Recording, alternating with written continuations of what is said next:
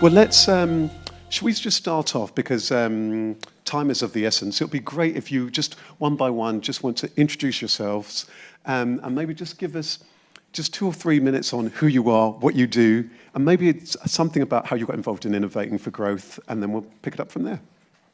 Shall I start? Yeah, and a round of applause as we... Hi everyone, my name's Amy and I co-founded 2 companies, Hero and Wolf and Artisans and Adventurers. So my journey started just over 5 years ago, walking my dog in my local park in London Fields.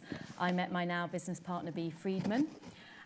Bea has an amazing background in sourcing, so she's from South Africa originally and would bring back sort of baskets and textiles and all kinds of things from sort of craft producers there. My background's in design, and she asked me if I wanted to go to Kenya with her on sort of a 3-week adventure, production sourcing adventure, to see if I could work with any of the groups that she'd found there and create something for sort of the contemporary market. So we thought, as we met walking our dogs, Hero and Wolf, that's what we would name the company after, and we started out with a range of pet accessories and jewellery for people. And all was going well. We had a stall on Broadway Market. We opened up a shop on Columbia Road. And then we wanted to start adding more of the textiles and things like that into it and designing more of a range and working with more small producers.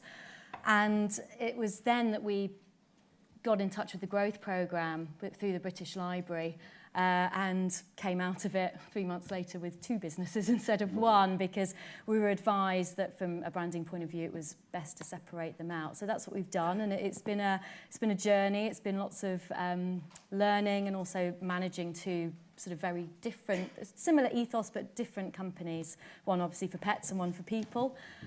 We opened a second store in Margate last year, so and we're trying to grow our online, wholesale, retail, and manage those 2 brands. So that's where we are at the moment. Wonderful. Great to hear that. Well, and I'm sure there's going to be more questions. Next up, Rebecca. So my name is Becky Slater. I set up my company, Shine Creative Solutions. We turned 3 last week. And I was sitting at an advertising agency who everything that we ever wanted to do, we wanted it to be creative, but it was so much red tape and so much of a process. By the time we got something out of the building, it was too late. And it was just so infuriating to sort of sit within that sort of structure. And the world of Groupon and the world of various different sort of startup offer mechanics were then introduced to the world, which showed the importance of using other people's brands. My advertising agency was specialising in West End shows, and so I looked at the gap, and there was a massive gap between straight advertising formats and ticketing platforms, and everything else in the world of product. If you put an offer on a Mars bar, more Mars bars are sold, but that didn't really exist in live entertainment. So I decided to give it a go and set it by myself. I just took a laptop and I remortgaged my house because I had to buy media, and that was the big thing that I had to overcome. And so the first thing I did was for Aladdin the musical, and the best way of really describing what we do is, instead of buying the front page of Metro, we decided that actually we pitched to the science team behind the actual paper stock to say, could we put on a mechanic where you rubbed a lamp and a wish came out? And it meant that then everybody could rub the lamp, and then we could get data capture. We could then get the cast to then rub the lamp and do things for social media channels. We could maybe get on the back of it a lot of online free of charge. It won an award, so we got a lot of PR from it. And from that, we then looked at all the different mediums in media and realised it kind of was transferable everywhere. So for an American in Paris, we sent the radio breakfast team from Magic to Paris, and they had a branded boat, and they then went to all the different places in the musical, talking live on air, but it meant we got all free talk up about the fact they were going to Paris, the fact they were coming back from Paris, why they were there, and then we then sent them on the streets, a bit like Anneka Rice in the old days, and went to look for an American in Paris playing on the title of the musical. Or we set up with the London Eye, needed something over Easter, and so for Charlie and the Chocolate Factory, Professor Pop was Willy Wonka's cousin, so that we didn't have to have a problem with the Dahl estate.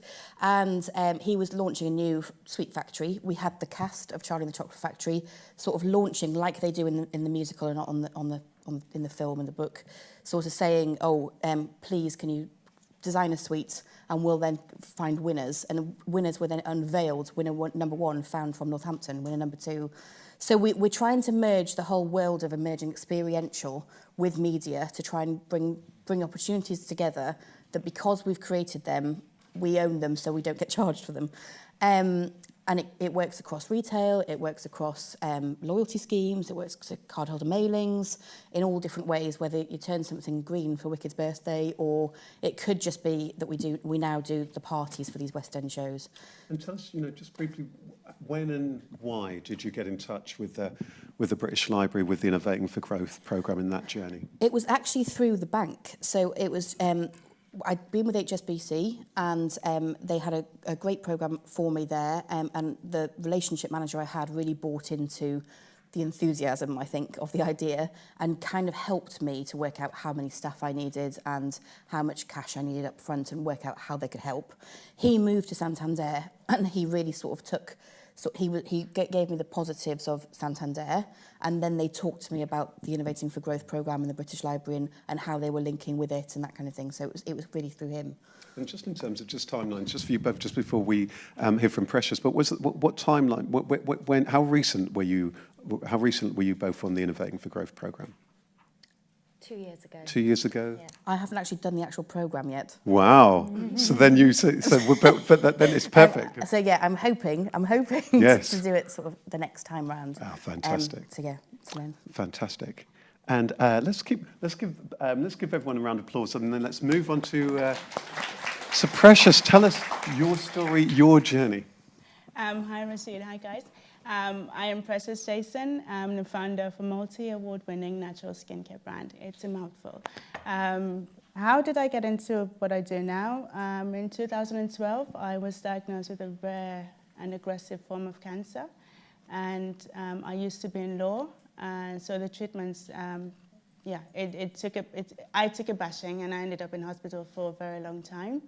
I was in isolation, and I was there for 6 months, and I got bored. And I remember just thinking, I'm really bored now, I need something to do. So when I was young, I wanted to be a botanist, so I used to play around with skincare stuff, with shea butter and natural ingredients. So I thought it'd be really fun to have something different outside hospital to do. So I was ordering stuff online, and when I got released to go home, sometimes I had a break for a weekend. I'd just go home and play with that. And one of my stints back in hospital waiting for a stem cell transplant, I decided to incorporate a company. I figured I was in isolation, so I had free accommodation, there was electricity, there was free internet, I was getting fed, so I thought, might as well incorporate a company while you're at it and hope for the best. So that's exactly what I did. I wasn't sure if I was going to, the treatment was really harsh.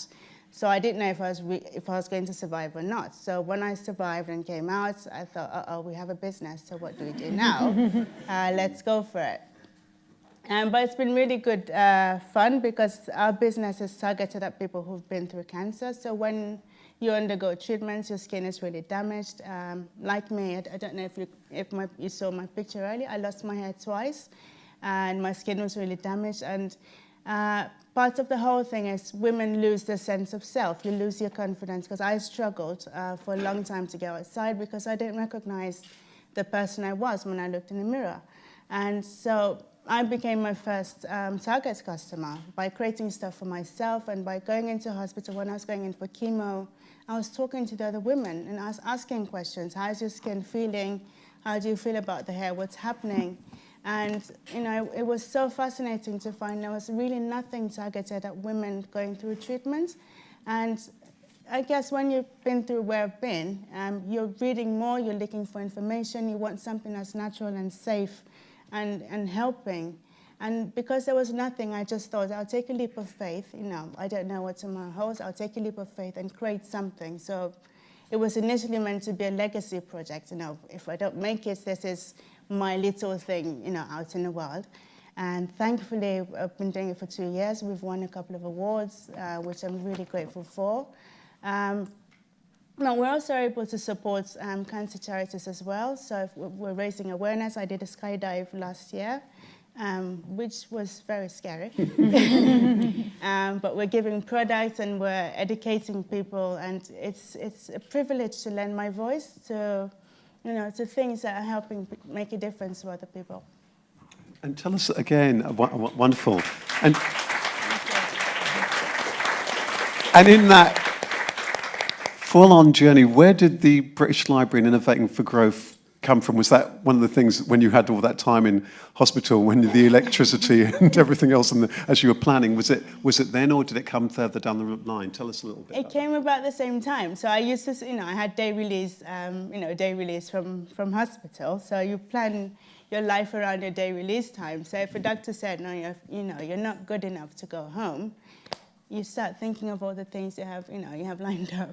So British Library 2 years ago was where you guys are, learning. I attended your courses and a few courses here to help me transition from being a patient to someone starting a business, because you need skills in between. It's okay to have passion, but you need skills to go with the passion. So this was a place that gave me the skills to back up my passion. This was a place that gave me the oomph to actually start. Yeah. Wonderful, and I think that maybe is, wonderful.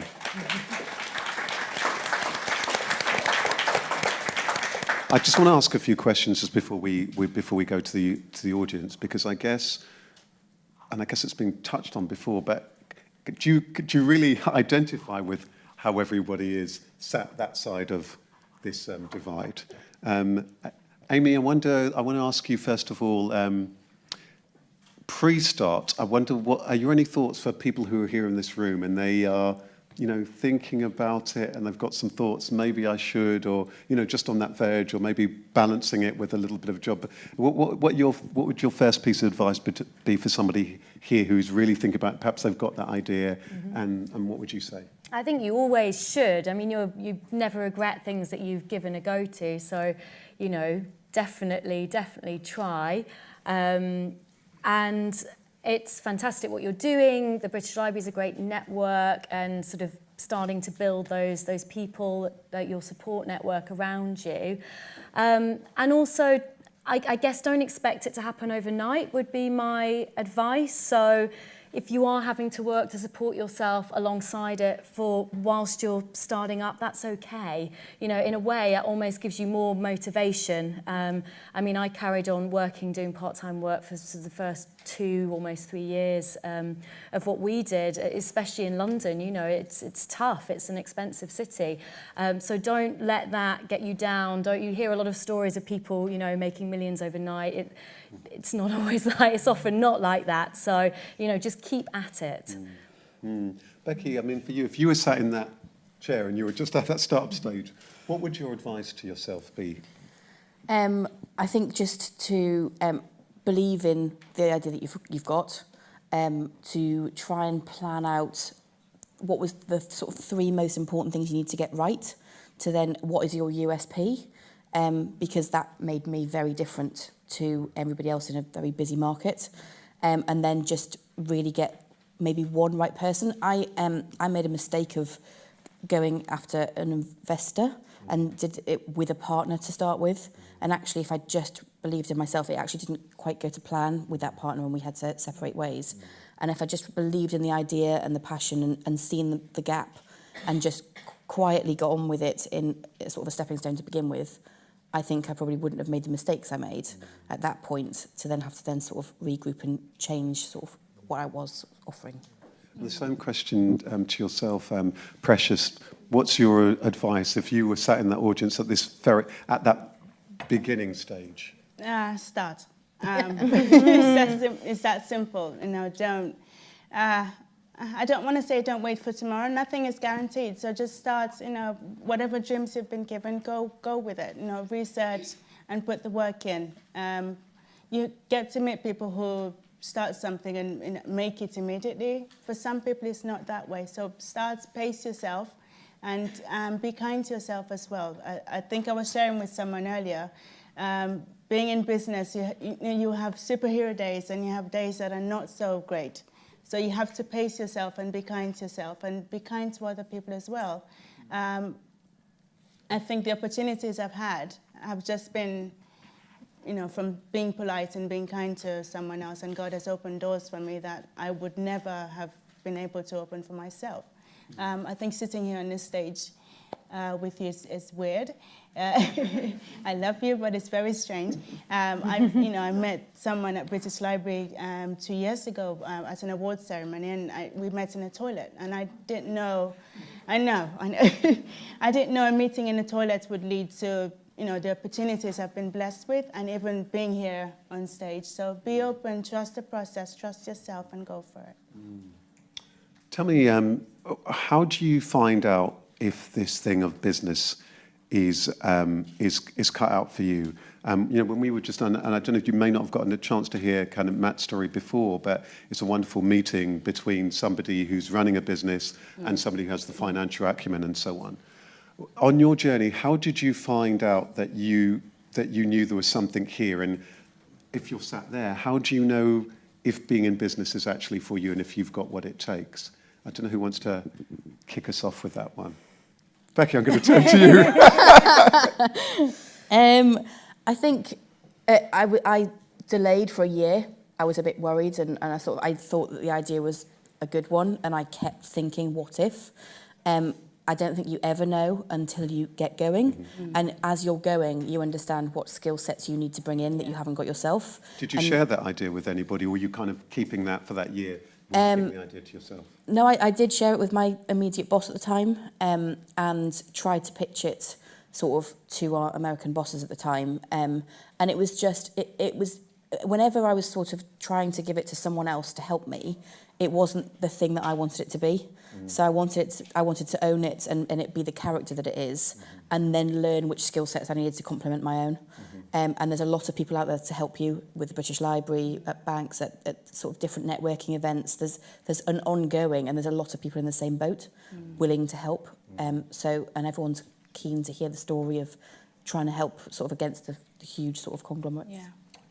Who else wants to take that question? And I'm going to say, anyone who's watching us online, if you want to tweet in a question, we'll try and take a couple of tweeted questions. I'll try and keep my eye on the Twitter board as well. But then that same question, how do you kind of know if you've got what it takes and so on? It takes a lot of work. But I think you take the small successes and let them drive you and give you the motivation to go forward. I know with Hero and Wolf, quite early on, we received a lot of press for our pet accessories. We could definitely see that it was a trend that was building. We were really passionate about making everything in the UK, but using fabrics that have sourced from our travels.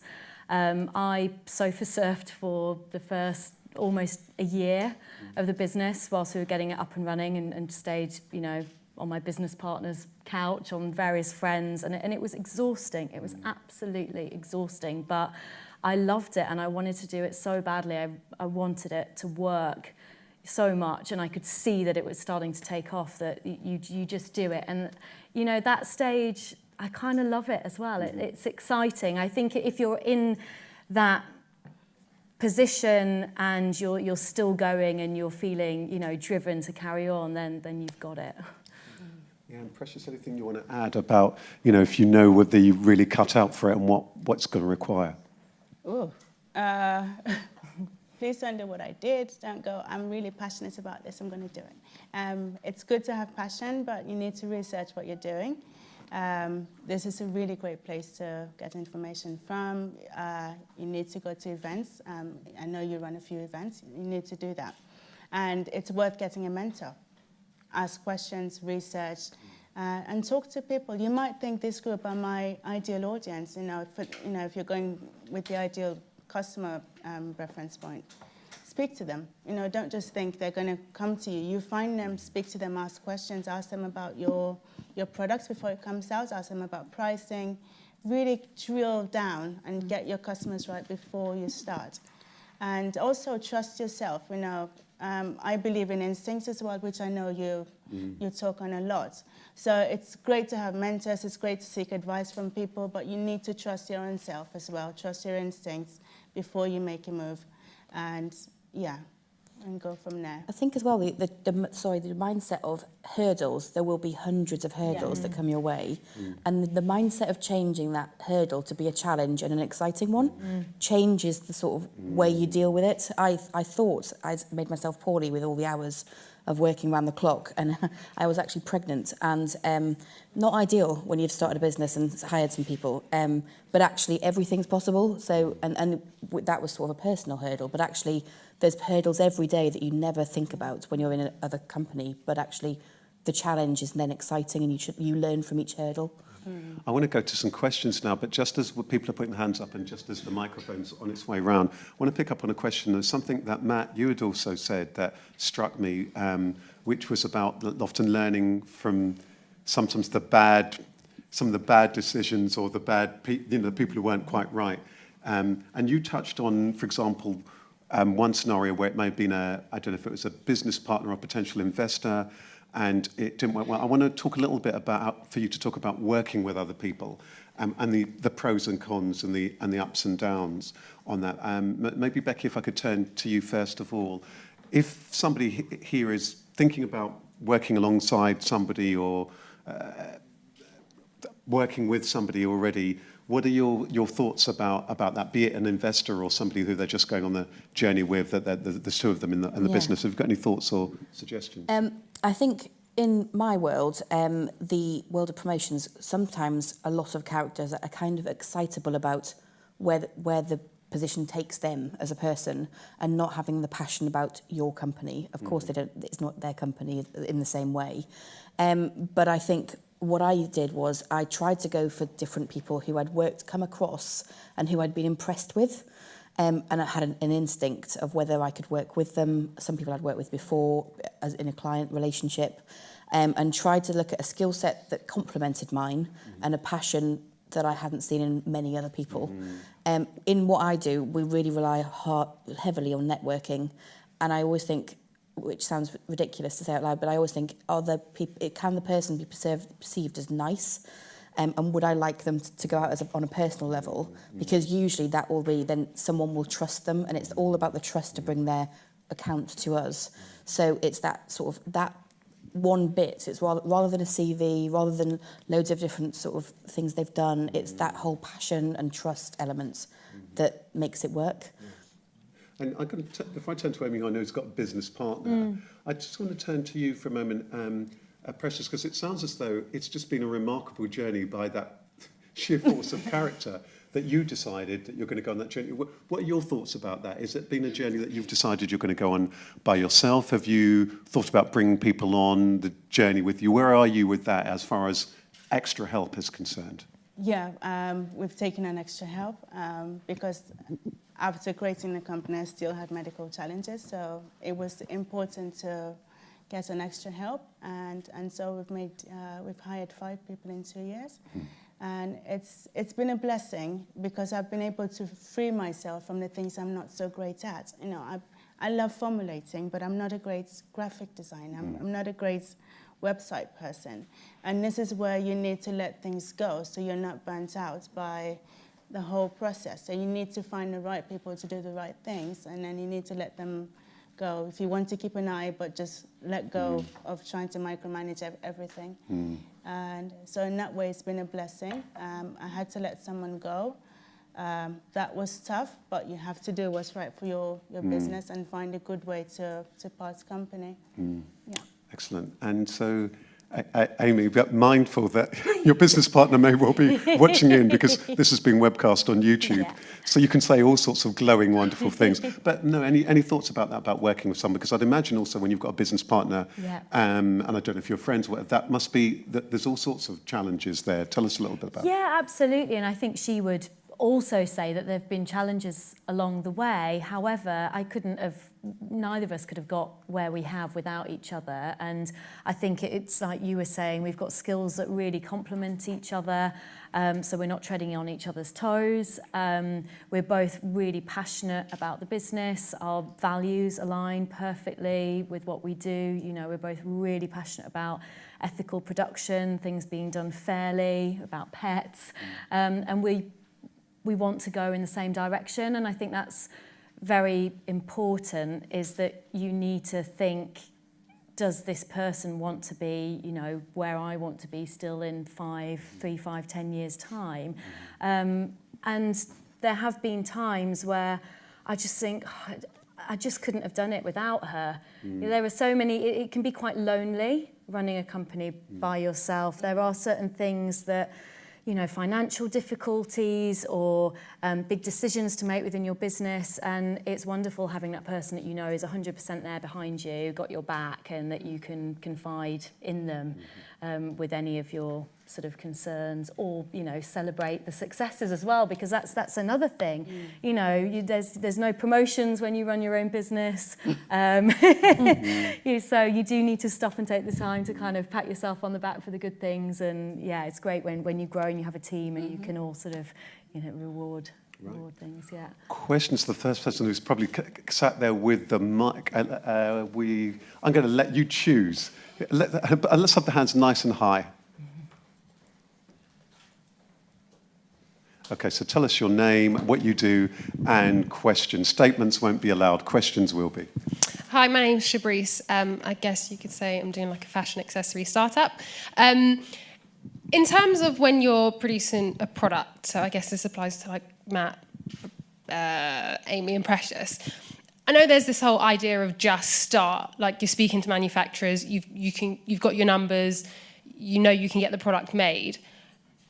How do you know how many to get made in that first bunch when it's self-funded and you don't actually have any buyers or retailers on board, and it's all going to be kind of self-promotion and just getting things out the door? So in terms of, I'm not looking for a direct number, but that first order, how do you judge that and make decisions around that?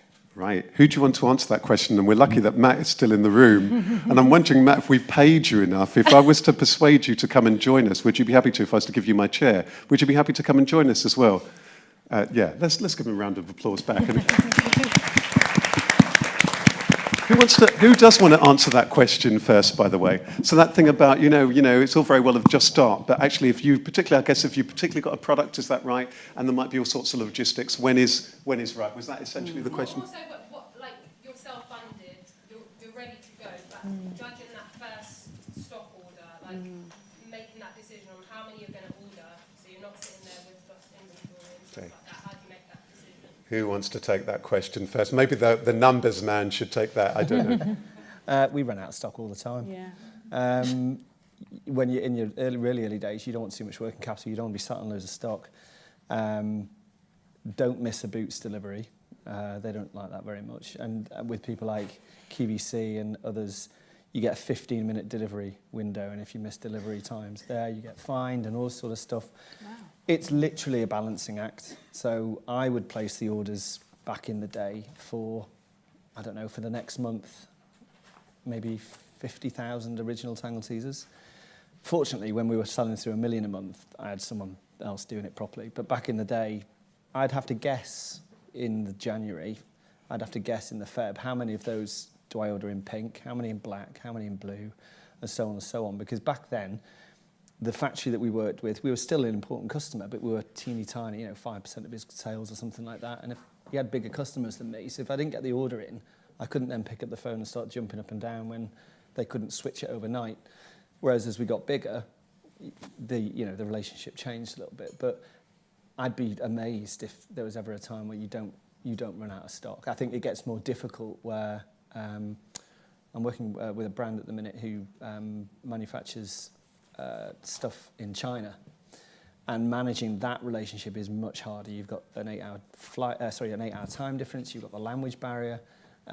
You've got, if you run out of stock, then you're paying tens of thousands in air freight, as opposed to just sticking it on a boat and waiting 3 months. That was it. That was one of the huge plus points of having the UK manufacturing. If there was ever a problem, I was an hour away from the factory. and frequently would just jump on a train. But to answer the question in the shorter version, it's literally a gut feel, I think, if it's a product line and trying to forecast. You can ask the big customers for their forecast orders. Oh, sorry, I mean like that first bunch, the starting bunch. You don't have any buyers on board. Mm-hmm. Oh, I see. That literal first, you're gonna just start. Is there a way for you, have you got samples already of your products? Yeah, I've got like prototypes and samples. But So have you taken those to show anybody yet? Not yet. So it's because a lot of the feedback that I've got is you need to start getting orders in and things like that before you take it to the buyers, before you take it to the retailers. I would pick a couple of shops that you know will give you the time and get their feedback first. So I think you need to decide sort of who your target market is, think about the size of orders they'd make. So, is it QVC and Selfridges, or is it independent boutiques? Is it that you're selling direct online? And then set yourself a target from that that's kind of a compromise between your factory's minimum order and how many stores you think you can realistically get on board. But when we first started out with Hero and Wolf, we took our first sort of samples around to a few shops, and one of the owners gave me a really, really good piece of advice because they weren't good enough yet. And I knew it in my gut because we were getting them made out in Kenya. And she said, look, I'll tell you this because you only get given one chance normally to show people your things, and this isn't good enough. So you need to go away and redo it. And we did. I actually made them myself. And, they formed what we do today, and now we sell in lots and lots and lots of shops.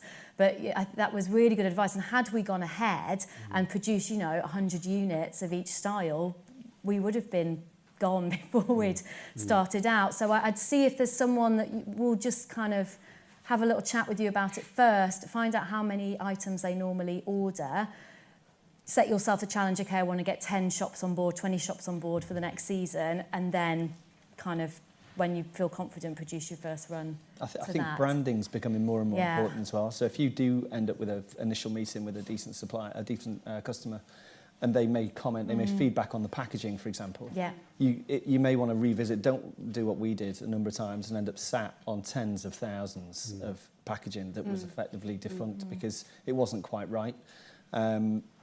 But it's a bit of a juggling, it's a bit of a balancing act. And the brand, it is so important to get it, okay, there is just start, but I think you also have to get it to the point you're really, really 100% happy with it before you start putting it out there, because once you start getting it out there, it's, visuals of everything. Yeah. I think I got told by one of our distributors not so long ago, they didn't like, it wasn't a Tangle Teaser product, it was another guy that I'm doing some work with. And they said, we like the product, but the packaging isn't Instagrammable. And it has to be Instagrammable, and it has to be sexy, especially in the beauty industry. It needs to be appealing and eye-catching and a bit different. Just before we move on to the next question, Precious, can I just ask us in terms of, again, you've got a product. Do you have a view and answer to that question? Because it must be so tricky in that first stage, again, to make that judgment thingy. What was your judgment call and any advice? I'd say ask your audience, are they ready to buy? You have to keep asking these questions, and I think from there you can estimate. Or have a rough idea, but like you said, Matt, I had to estimate something to start with. But it's a fine balance between having stock ready and having stock, in a warehouse. But yeah, ask your people first. A trade show is not the worst place to do that. If the consumer's taken a lot of interest and you take 500 units, for example, and to a 3-day trade show and you sell out on day 2, then that should be a decent gauge as opposed to taking 450 back home with you. Okay. Let's see how many more questions we can get. Is there somebody there, and there's somebody behind you? We'll try and take as many questions as we can. And if you've got somebody in particular you'd like to ask the question, then by all means. I don't know if it's aimed at Rebecca, but I was generally interested. I want to start a service business, a training business. And it's very difficult to sell because you don't really have a product that you can show. I mean, you have a product, but you have to sell it first and then deliver it afterwards. So any advice on that? Sorry, what was the business? So a service business, a training business.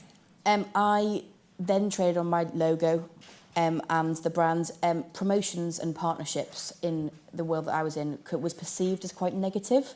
It was a lot of man hours of work, and there was a lot of to and froing on proofing stages. When we get to the sort of the point of putting things in papers and on the radio and that kind of thing. So I Googled the top 100 words, and Shine was in that top 100. It was number 5, I think. So I thought it had a positive connotation. It was also sort of, I looked at something that was quite vibrant, and there was a star involved, and it sort of, I looked at the branding first, because really it was just my enthusiasm and that logo that sold us in. And I can remember sort of at my very first meeting as me and Shine from a coffee shop, sort of having to go into the Dahl estate and be sort of comfortable in what I was selling, and that was the logo. So it was just the logo. It was a lot of different examples of why I was different. So I came up with 5 different things that made me different from any competitor that I knew was there in the market and doing well. Can I just ask, because I've just got my intuition saying, is it a service that you provide? Is it like training or something like that? Yes, so I will provide it, and it's just so you said you're recommending creating a strong brand, strong USP. Why are you different? And kind of putting that out there. Can I also say that, you know, as a coach, you're your brand. So my background's in performance as well as being a coach. You're the brand. So before, and even if people have got physical product, before people are buying, it's you. There's something about you and your magic. So don't shy away from the fact that it's you that people are buying into so much. So don't shy away from that. It's sometimes even worth more than whatever the product or the service is in the early days. I don't know if anyone else has got anything that they want to add. I also put in a lot of meetings to get in front of as many people as possible that I thought were up for then the conversation, for exactly that reason, the enthusiasm behind it. So the exposure and the networking. And just a quick follow-on question. Funding for a services business. There's a lot of funding for product businesses, I find, like seed funding, but for services business, if you want to do it like bigger, work with have a bigger vision to work with other people that kind of roll out my idea. Anyone got any thoughts on that? Funding for service businesses? I started quite small. I was quite surprised, and that's where I made my first mistake with investment. I did do a round of remortgage of my house, but I didn't realise how small it was to start with, and a lot of people will prepay for things.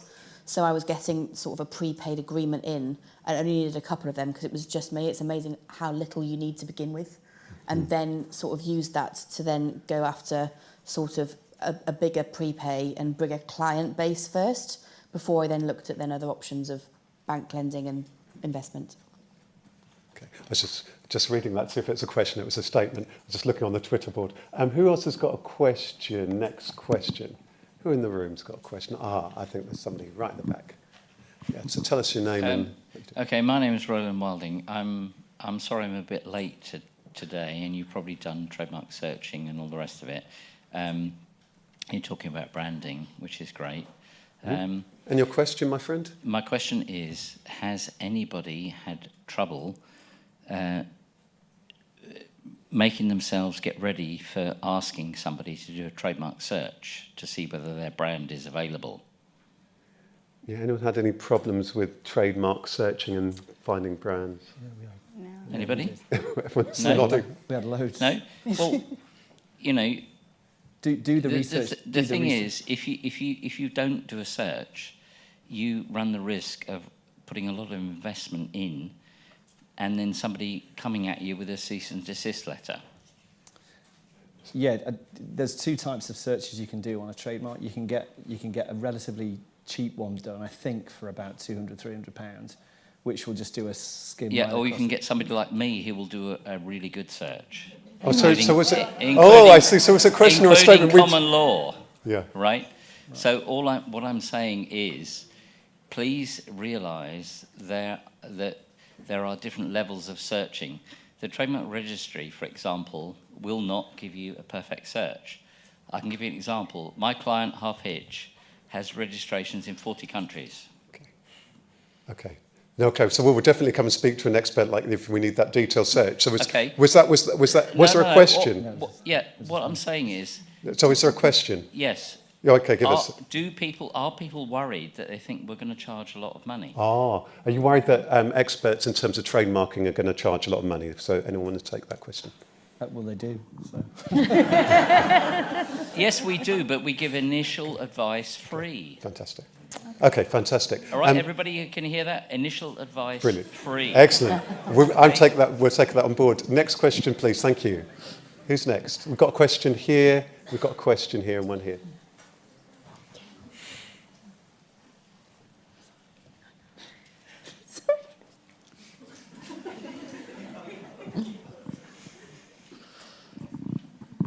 I was wondering whether you had a problem, maybe some people here as well, that you had not one idea, but more ideas. And how did you decide this one's the one I'm going to go for? Or how did you narrow down the space of sort of exploration? Or beautiful question. Pick who would you like to answer that one first? I'm greedy. Oh, please. Okay. Who wants to start? First. Maybe Precious. Mm-hmm. Oh, thanks. So I started out being a cancer brand, and as I got better, I wanted to move away from the cancer space. So I thought of moving into more mainstream.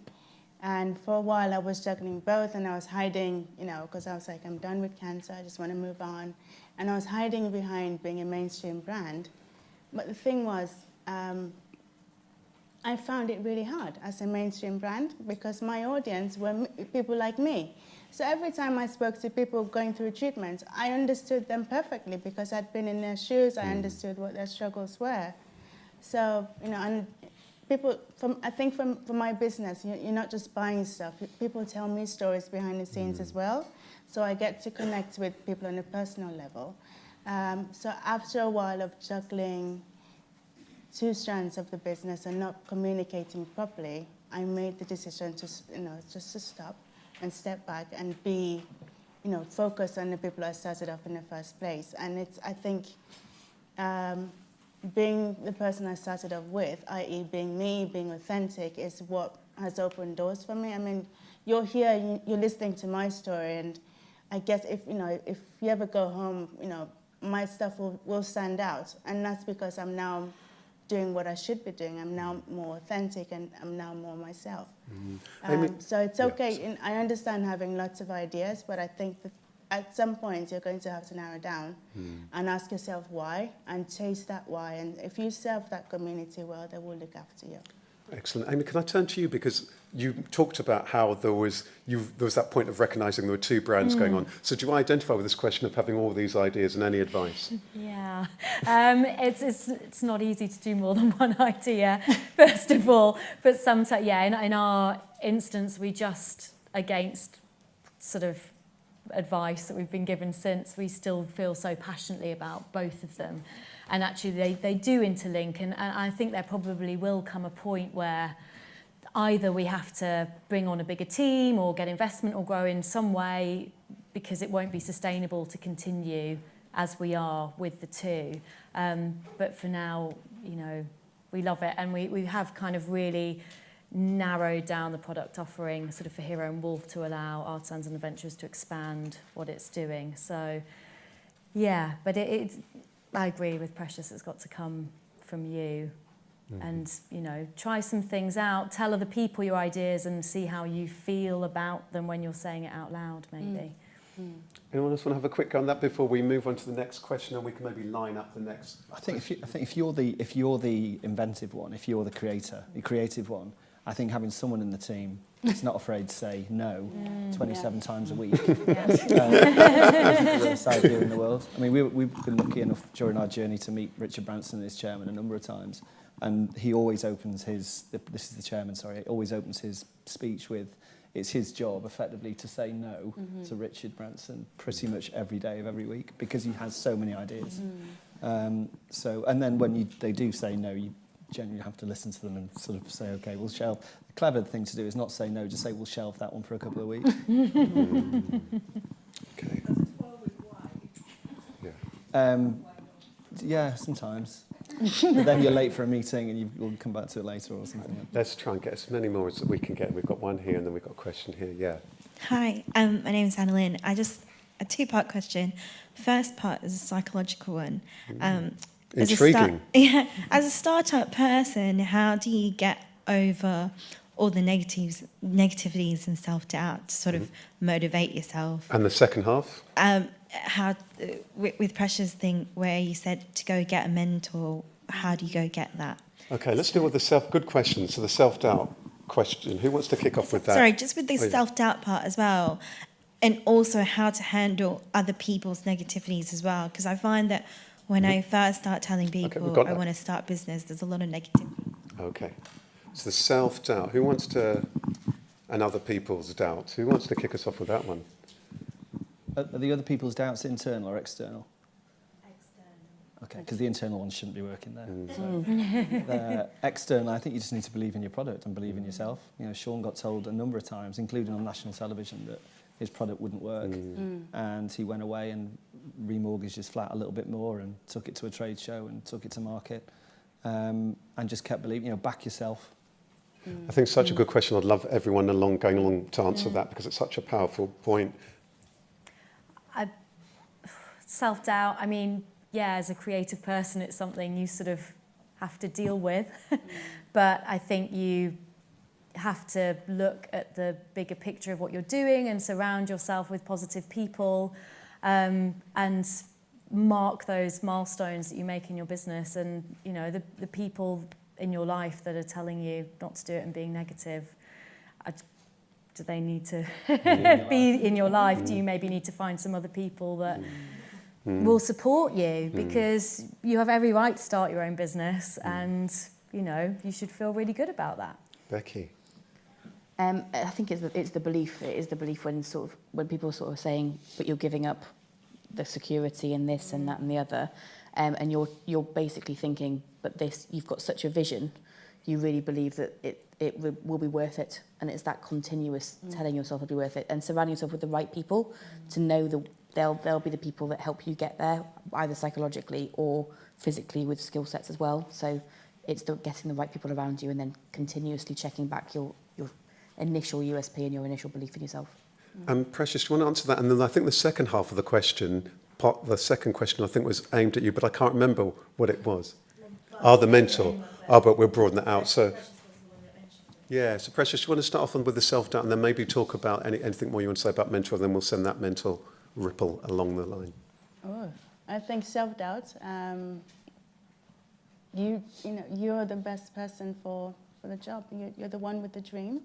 You need to go for it. You need to believe in yourself, believe in what you have to offer. Again, I say speak to people, get advice from people, but sometimes it's great to have advice from people, but sometimes the advice may not be right. So you have to have a fine balance between people encouraging you and people trying to bring you down. And they're two separate categories, but you need a fine balance. And there's so many workshops you can go to. I went for a lot of workshops because when I finished treatment and I was bald, my skin was flared up, and I was running around with this big idea. I want to create this brand. It's going to help women, lots of women. And sometimes I'd be having discussions, while undergoing my own chemo treatment, and it sounded stupid. But I went for events, just anything to help shift my mindset, to get me thinking positively. I read a lot. I got myself a mentor. And that was a chance meeting with someone, and I went back, I thought about it, because I said to myself, I wanted someone who's been through a personal challenge and who's done something I'm trying to do. So in that way, I found the right person and connected with her, and she helped me on my journey as well. Listening to the voice of other people, no. I wouldn't bother. People will always have opinions, but your opinion is what matters most. For me as a person, it's what God says about me and what I say about myself that counts. So I'm not really interested in people's negativity. And there's some people you're going to have to let go. If you're going to fly, you need to drop some people. And it's unfortunate. You drop them, you wish them well, and you keep moving. But don't let any other person's opinion make you not fly or make you not be who you're designed to be. You're worth more than that. Wonderful. And can we I just want to pick up on that thread about a mentor, because I think that's really important. Certainly when I'm coaching people in the career world, I really highly recommend it. Anyone got any thoughts about mentoring? Have you had mentors? Have you found mentors? And how about going about that process? Because I guess it could be challenging for partly some of those reasons. Anyone want to pick up on that thing about finding a mentor? How? And I asked somebody to be a chairman of my company. There was my old managing director who had worked in a lot of different industries and was a proper adult, I always said. So she made me look far more educated than I was and could sort of get me into channels where I could never get myself. And she really believed in me, and she always sort of talked about my vision as if it was me. And the combination of those two things were really important to me, and I couldn't have done it without her help then. I think sometimes you need different mentors at different times. Yeah. That was something very much then, and I don't speak to her anywhere near as much now as I did at that point. And now I'm looking at how I then look at where we then expand to next, and are looking for somebody else as well at the same time. So looking in different places, different networking events, and looking at the characteristics I'm now needing, and I've got a gap in my own skill set. everyone else want to quickly pick up on that one, because I think it's so important, that thing about... Yeah, I think we're also in the same, I guess because I've had a business partner, we've had each other to share things with, but we're definitely at the stage where we've been thinking about getting a mentor, especially after doing the growth programme through the British Library. It was so helpful to have somebody to go in and regularly sort of have meetings with and check up on you. You know, are you still pushing it? What are you doing next? What are your plans? How are you getting there? So I'm not sure where we're going to find that person, but we're definitely on the lookout for the next. Yeah. And Matt, what are your thoughts? And I'm particularly curious because gone into business and having that kind of that business mindedness about what kind of things you may or may not need from a mentor. What are your thoughts about? I think the right mentor can be really important. Someone to bounce ideas off, someone that comes back to the whole self-doubt thing. Don't think for a second. The amount of people I had say to me during our investment process, I presented to 20 different private equity funds here in New York. The number of people that said at the end of those presentations, so how do you find the CEO role? Because it's the loneliest job in the world. And it can be, really, because you can never ask down. I mean, you can maybe ask the management team, but you're never going to ask for advice too far down the reporting line. So having someone that you can just bounce ideas off, and mine, because we only brought our chairman on board 9 months ago. So for the first 6 or 7 years, I just asked guys I knew that I knew had been in business just over the phone or meeting for a coffee. But it's good, I think, sometimes to be able to bounce ideas around, because that's not self-doubt, but that you do question yourself sometimes with some decisions, some big decisions, I think. Wow, let's get some more questions. Wonderful questions. Somebody got a determined hand, but maybe anyone who's not... Actually, just before we pass them, anyone who's not asked a question so far, can you raise your hands? Okay, let's pass it to there and then there, just to get as many voices as we can in today. Okay. Hi, greetings. My name is Alexandra. And first and foremost, thank you so much to each of you, because it's been really inspirational, and I think I speak on behalf of everybody. I think a key factor clearly seems to be that mentors are really important to each and every one of you. And I'm really interested... Your question, just because of time, your question. I'm loving the greetings and everything else. It's wonderful. And what's the question? Yes, so you benefit from mentors, and I'm really interested to know whether you do anything to give back the mentorship opportunity to inspire aspiring entrepreneurs as well. Good question. And can I just say before they do answer, the whole idea, for example, of the Innovating for Growth programme and the Startup Stars is where people who have been on that programme are here and giving that back. And I think we've just started, it's Jess in the room, we've just started, do you know anything about, there's a mentoring programme that we've just begun, isn't it? And aha. Do you want,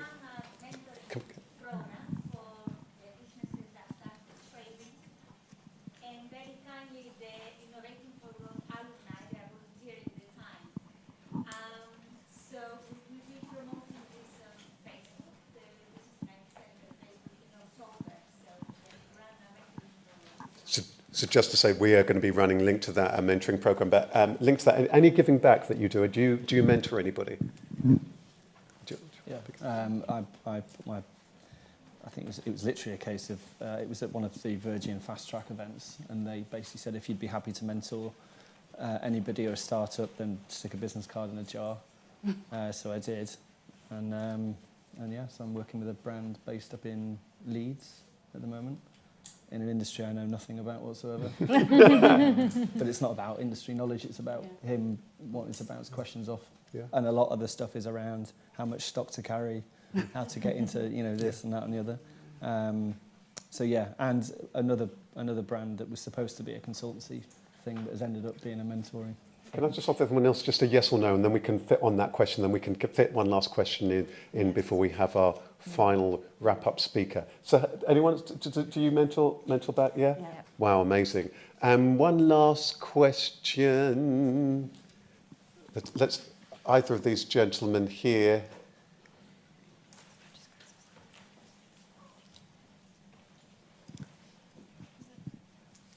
And by the way, just whilst the microphone's on its way round... I'll go for it. My name's Keith. I'll go straight to the question.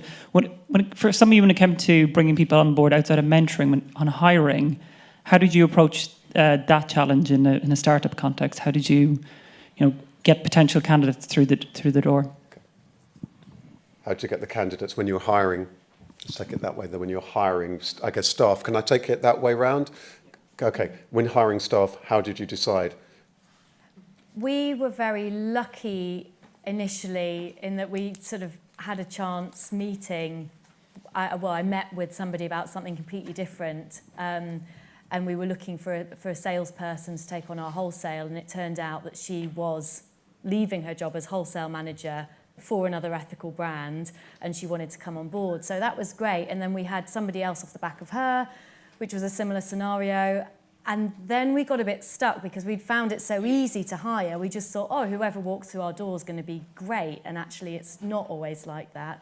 And we ended up very difficultly having to let somebody go. And after that, we had to really reform our sort of interview process. And I think you do need to be,